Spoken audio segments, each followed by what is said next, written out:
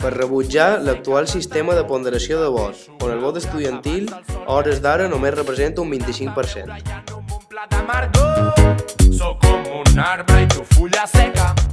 Per evitar la reelecció de Montserrat Casas, que ha aplicat el Pla de Bologna, ha deixat entrar la policia al campus i és còmplice de les polítiques neoliberals i de la repressió.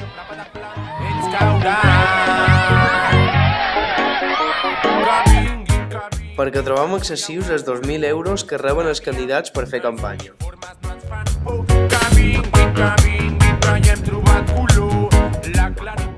Per lluitar contra la verticalització del sistema de governament que imposarà l'Estratègia Universitària 2015 i contra que aquestes siguin les darreres eleccions. Per tots aquests i molts altres motius, el dia de les eleccions, el 23 de març, vota vermell per una vertadera democràcia a la universitat. Treu la targeta vermella.